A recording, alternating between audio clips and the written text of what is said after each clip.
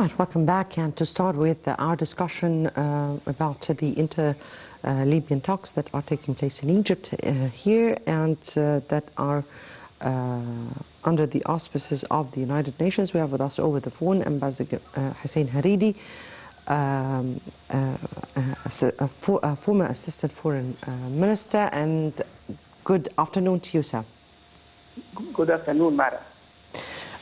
We're speaking here about the inter-Libyan meetings that are ongoing here in Egypt. It has been now 4 days on this talks that are hosted here in Egypt. Let me see you reading to the situation inside Libya at large first. Well, I guess these talks would go on till April 20th, and hopefully at the end of the discussions among between the National Assembly in the east and the State Council or the higher State Council in the west, in Libya, the two bodies would be able to elaborate a document, a constitutional document, as it were, on the basis of which elections in Libya would be held, presidential elections and general elections. Of course, as you said, these talks are organized under the auspices of the United Nations. And as I said, let's hope that they would really agree on a constitutional document that would be the basis for the constitutional basis for holding elections. Elections, the United Nations has called for holding these elections as soon as possible, so that the Libyan people could choose its representatives and choose its next head of state. And in fact, the talks today are the talks these days in Cairo between the two legislative bodies in Libya do concentrate on some questions, among which, of course, what kind of system, a political system, would Libya adopt? Is it a presidential system? Is it a parliamentary system? Is it somewhere a mix between the presidential and the parliamentary systems? So these are very serious questions. And as long as they are committed to the future security, stability, and prosperity of Libya, there is a chance that they would agree on a document. But what's more important, madam, is to stick to this document. Of course, we do recognize the difficulties in reaching such a document, but supposing they reach the stage where they can write down this constitutional document, let's hope that once these talks are over, once this dialogue is over, and they go back to their country, that they will stick to what they have agreed upon in Cairo. So let me here divide what you've said, sir, into some sections, because speaking about a constitution and speaking about how will the country looks like when it forms its own constitution, whether presidential, parliamentarian, or a mix between both, that depends on the power of all parties inside Libya. And this is why I asked you, how do you read the situation inside Libya at this very particular time? Well, this is of course, I understand, madam. My previous comments were concentrating on the dialogue that the Egyptian government has hosted Yes.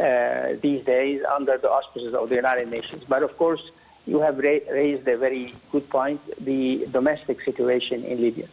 Well, I wish I had very good news, madam, to tell about the situation, political situation in Libya. This morning we have learned that armed militias are heading towards Tripoli. Some of the militias are supporting the Prime Minister Abdul Hamid al-Dibeiba, and others seemingly are supporting the other head of government, Mr. Fathi Bashar. So fears are growing that a military confrontation, an armed confrontation, could take place in the next 24 hours between the forces or the militias supporting the present government of Mr. Hamid al-Dibeiba, or the other armed groups who want the newly installed Prime Minister Fathi Bashar to go into Tripoli. As you know, madam, Mr. Fathi Bashar hasn't been able to go and assume his responsibilities as the new Prime Minister of Libya, according to the National Assembly in the East. Till now, he is in Tunis right now, and he wants to enter Tripoli between commas peacefully. So the situation is tense, and the international community is trying hard to bring the various political factions in Libya together. And in this context, we can look at the Cairo dialogue these days. If we speak about the Libyan situation, or how would they achieve consensus, we're speaking here about parties who are, as you said, at odds. But that has been the case, by the way, since the so-called Libyan Arab Spring, because there were no springs. But anyway, and since the killing of Muammar Gaddafi, the situation in Libya has been so chaotic. There is it has been a failure state ever since. We are speaking about a country that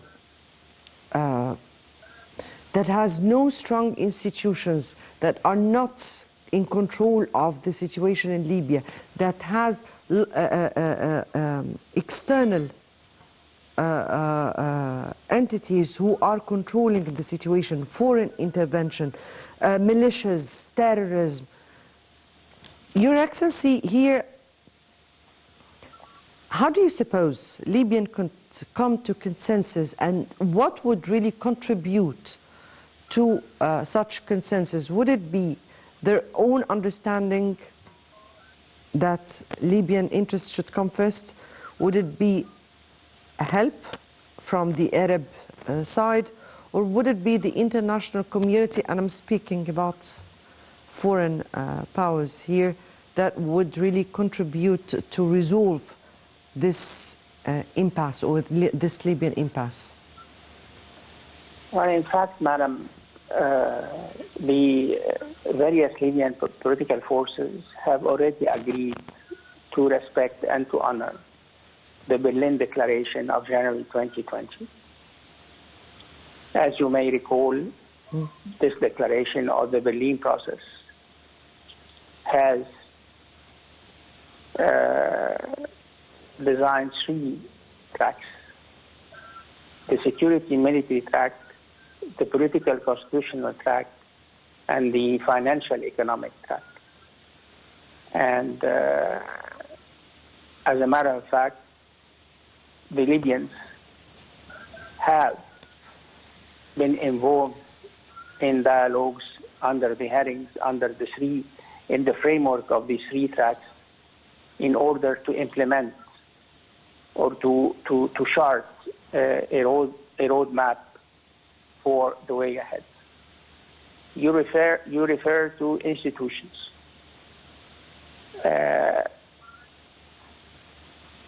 There is an agreement there is an agreement among the political forces in Libya, among the East and West in Libya, to unify 7 or 8 public institutions, like, for instance, the central bank, like the judiciary, like the army, which is one of the most serious and significant institutions in Libya. So they have already committed themselves to honor these agreements. So now they are called upon to keep honoring, to keep committing themselves to carrying out all the decisions that they have already adopted in order to implement the Berlin Declaration. And the Berlin Declaration has been supported by the United Nations Security Council in its resolution 2510 in February 2020. So now the question is not the problem is not the lack of agreements, but the question, personally speaking, there is no political will either in the East or in the West to go ahead and turn the page and start a new page in the history of Libya. It's a contest. It's between contest among some political leaders to retain their powers, to retain their influence, to defend their vested interests. But of course, the way out for Libya is to hold elections and to hold fair and free elections under international supervision, and let the Libyan people choose their future representatives and their future head of state, whether it's a parliamentary system or a presidential system or a mixed system between presidential and parliamentary systems. But the Libyan political forces, to tell you the truth, madam, are beating around the bush. They do pay a lip service to the Berlin Declaration, but in fact, at least till today, they haven't proven that they are really serious about carrying this declaration out. Indeed, and beating around the bush is the very right expression of the situation. If I may ask you here, sir, how does Egypt view such a matter? How do you view the role of Egypt in trying to support Libyans in this critical situation? Well, in the last 2 years, that is to say, after the Berlin Declaration of January 2020, Egypt, in fact, madam, has hosted various meetings, either for the Commission 5+5, which is the military committee, and we hosted some time ago meetings for the constitutional group in Libya. So for the last 2 years, Egypt has been doing its best to help the Libyans reach an agreement among themselves. The most urgent preoccupation in Cairo is that Libya does not revert back to civil war. We with the Berlin summit in January 2020, the Libyans have turned the page of military confrontation and armed conflict and the civil war in their country.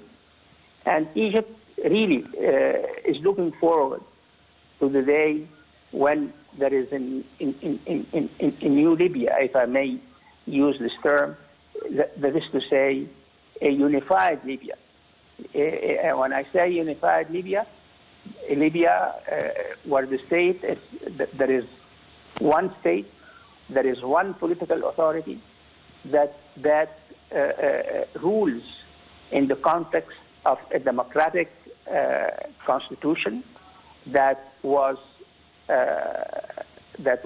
approved by the Libyan people in a fair and free plebiscite, and that the 10 years, or the years from 2011 till 2020, we are speaking about a 9-year, about a decade, in fact, madam, that it will be behind them. And but till today, the international community, Egypt included, we are doing our best. We are doing our best, madam, to help them reach that stage. But let me underline one fact. The truth of the matter is, if the Libyans themselves are not eager to turn the page, no one from the outside, neither Egypt nor any other country or any other institution like the United Nations, the Arab League, the African Union, the European Union, no one would take their place and would rule Libya in their stead and in their name. It's their responsibility. It's their responsibility. The responsibility of the present leaders in Libya, whether we are speaking about the West or speaking about the East, whether we are speaking about military commanders or politicians. Yes, they have to put their act together and save their country from becoming, God forbid, a failed state. Indeed. Because if all the attempts after 2020, after January 2020, to bring Libya out of the decade of insecurity and political instability, if, God forbid, all these attempts fail, I shudder from the alternative, madam. Yes. So Egypt, Egypt's interest is to see a unified Libya, a stable Libya, a Libya government by one political authority that is capable of defending and protecting its borders with its neighbors, including Egypt. Indeed. Indeed, Your Excellency, and that's all what Egypt really needs to see, and there is this quote